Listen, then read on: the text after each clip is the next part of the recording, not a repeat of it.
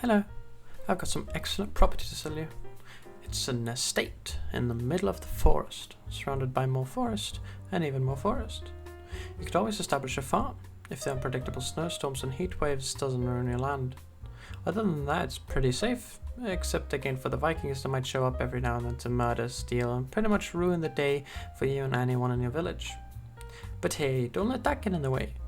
You're in one of the most famous eras of Scandinavia, for this is the Viking Age, and the gods have just granted the land of the north with great sagas and prophecies, paving the way for Viking legends who will pillage and spread their names across the continent. Even though writing has made its way to Scandinavia at this point, it's still tricky from a historical perspective, and thus a lot of information comes from legends and sagas written down well after the fact. That said, texts do still exist, and if you read it with some cynical glasses, there's a lot of information to be found, and we finally get some named people. So, let's talk about Vikings. Viking is a complex term, as it includes raiders, settlers, merchants, monarchs, and frankly anyone who had a Nordic appearance, spoke a Germanic language, and had pagan beliefs. In popular history, the Vikings are mainly known for their raiding, however, where they landed on the shores of Christian Europe and plundered their holy temples and riches. And even though this is how most initial interactions went, after that there would often be follow-up voyages where settlers and merchants would travel to these new rich lands in hope for a better, happier life. I can't judge them. Anything must be better than the honestly depressing climate up here in the north. Vikings are mainly known for their travels across the North Sea, where they landed in what is today Great Britain as well as France. Swedish Vikings are said to have partaken in the raids of Western Europe, though their main frontier was actually in the east across the Baltic. At least for the Svea Vikings who lived here on the east coast, as the western raids were mostly left up to the Geatish who lived here in the west. They simply raided from the coast they lived on, and the area from which the Swedish nation originates was on the eastern coast. Not only was it easy to get over to the Baltic coast, but rivers like the Dnieper and Volga, as well as their extensions, were excellent for the Viking longships. With their long slim designs and light weight, they were able to navigate more narrow and unstable waters with relative ease. Not only that they could be carried from river to river, meaning they didn't need a long continuous body of water. These Vikings, who travelled through the steppes whilst also raiding and settling there, are known as Varangians. They would end up conquering most of the lands between the Baltic and the Black Seas, and under the leadership of Oleg the Wise, the state of what is today known as the Kievan Rus was set up. It was a lot more centralized than many of the areas in Scandinavia, but it was still a sort of loose confederation of principalities along the major rivers and trading routes. The Vikings, or now Varangians, weren't done there, however. They continued travelling south, and where the natural flow of rivers led into the Black Sea.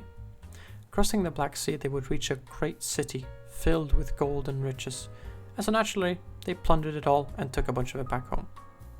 The city was of course Constantinople, although to the Scandinavians it would become known as Miklagård, or the Great City, after its grandeur and vast wealth. After some medieval schisms back in the Kievan Rus, Vladimir, also known as Saint Vladimir and being crowned Vladimir I, would take control. He was a big fan of the empire down south and converted both himself and the empire to Christianity after marrying the emperor's sister. He sent down some Varangians to the Byzantines as part of an agreement. Once they reached the Byzantines, they were used primarily as bodyguards for the imperial family as well as to suppress revolts. As they held no kinship or cultural ties with the locals and always acted in economical and sometimes prestigious interests, they got a reputation in the Byzantine court as being very reliable and trustworthy. This would start the legendary tale of the Varangian Guard, elite Vikings who made their way from Scandinavia to serve the empire and protect its great emperor. For a Swedish Viking living in the comparatively poor and harsh lands of the north, travelling to Miklagård to serve the Varangian Guard was both prestigious as well as of course having very good pay if you made it out alive. And considering these Vikings were among the biggest, harshest and well-equipped, they often did, even against great foes. We can confidently say then that the Swedish Vikings really did go far and wide to seek glory and wealth, taking on names like the Varangians as they settled faraway lands. So, why haven't I talked much about Sweden this episode? It is a story about Sweden after all. Well, it merely comes down to what's fun. Sweden at this time was a disunited region of warring Viking states, and it isn't until the next episode, where the Christianization of Scandinavia takes place, that the kingdom becomes unified and centralized in a more literal manner, and that we can start discussing the Swedish people as one. At this point there was a king of the Svear, and many of these regions did swear fealty to him, but it was much less a formal kingdom with a head of state that we might imagine today, and more many different regions with their own leaders promising to do what the king said, so long as the king didn't say something too out of line with what they wanted, unless he had a big army at their door. So, with that said, I'll see you all Monday, when the kings of Sweden start warming up to Christianity, and the troubles that come with religious turmoil start boiling over. The path to a new religion is never an easy one, and for the coming and going kings of Sweden, it's a narrow path where one misstep can lead you to a rebellion or excommunication.